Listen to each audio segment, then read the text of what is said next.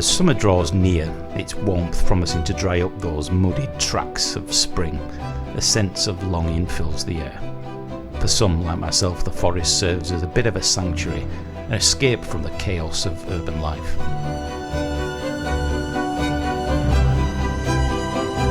Caught in the midst of those city crowds, I feel suffocated. The forest is always whispering to me, offering the tranquility that I crave amidst the noise and the bustle.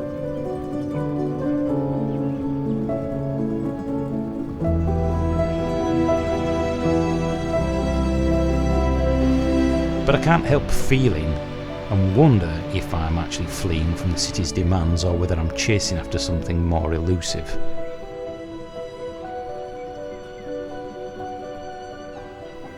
And as summer approaches, I'm left grappling with this inner conflict of unsure where I truly belong.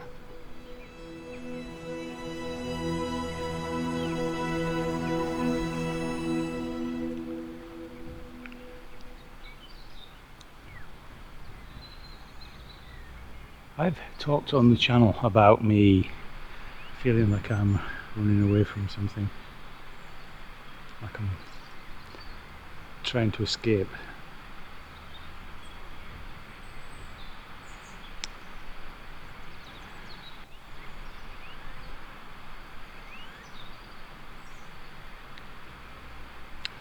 I don't think I've properly grieved over my dad's suicide. Oh, you can't put this out. And this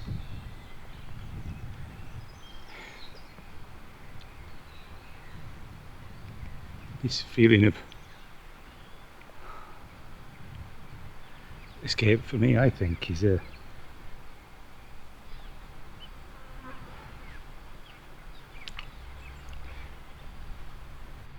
I've said here on the channel before about being on the trail and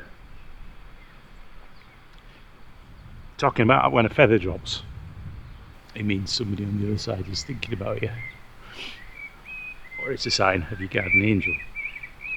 I just had a little moment, emotions going through me while I was in the woods there, and a feather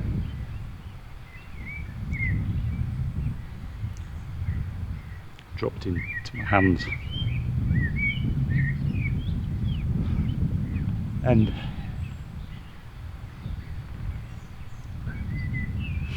I can't do this. I can't do this.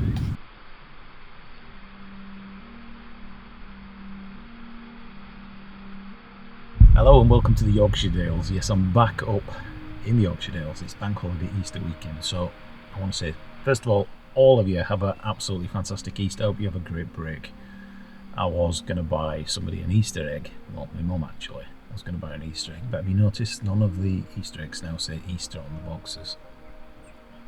More eradication of English traditions, customs and values. So, yeah, one finger up to Cadbury's.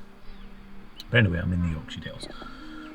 What I'm finding at the minute is that I am becoming very, very, I don't know whether it's mentally tired or just drained of being in the city. Leeds is just a filthy, dirty cesspit, and I'm just sick of...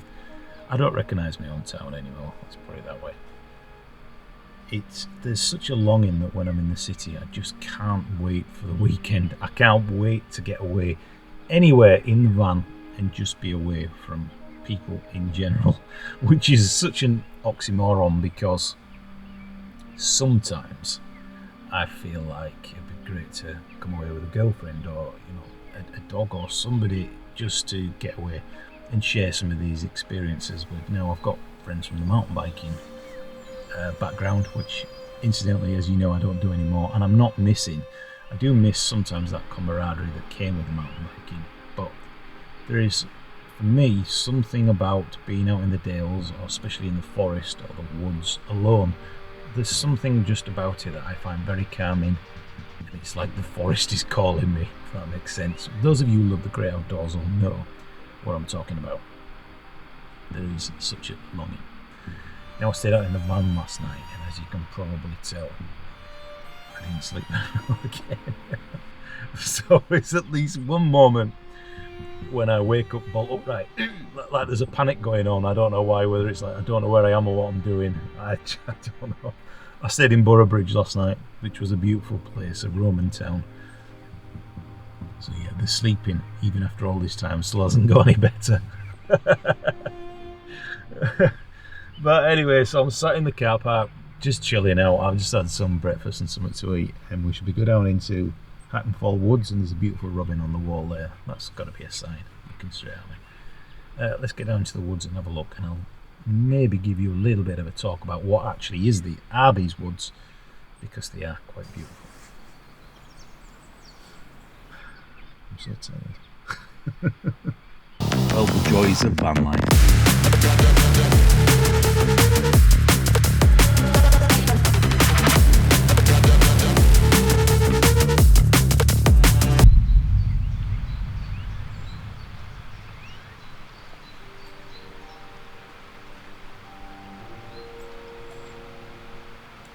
Hackfall Wood, also known as Hackfall, is a site of special scientific interest.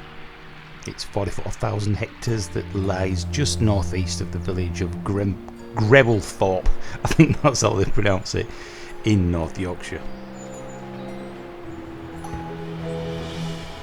And this is an ancient, beautiful woodland that's been restored to its former glory, and it boasts original features such as grottos and glades, rustic temples and waterfalls, as well as carpets of bluebells in spring and an impressive number of woodland birds. What first attracted me to this place was, I don't know what you would call it, it almost looks like something out of Lord of the Rings. It's a cyclopean stone masonry in a kind of rustic temple style. In summer this would look incredible. At this time of year it's not as lush, not as green, but it's still quite an interesting place to walk around and just discover things.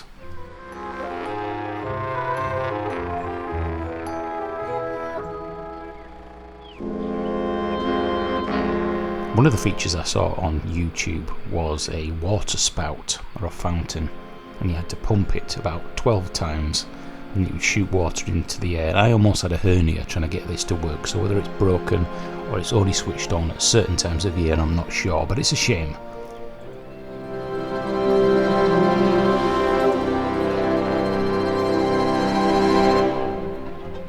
I'd say this is a great place to visit, and it is free.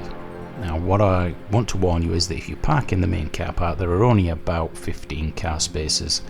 And please don't be inconsiderate. I watched many people park in the disabled spot while I was there. There are other parking areas not far away, including one further down in Massam, if there aren't any more parking spaces. So it is worth a visit, although you have got a bit of a walk down if you want to do the longer route, which takes in all of it. One thing I found very frustrating halfway round on this tour was when you went up to the castle, it then left you with no signposts on knowing which way to go, meaning I just headed down into the woods and kept going, and it went on forever with no signposts, and I thought I was losing light and got lost. So they really need to improve those, and if we're talking about mud, this is one of the muddiest places I think I have ever been. But overall, a very beautiful place and very well worth you visiting. If you want to find the parking details or how to get there, it will all be listed in the blog in the description box.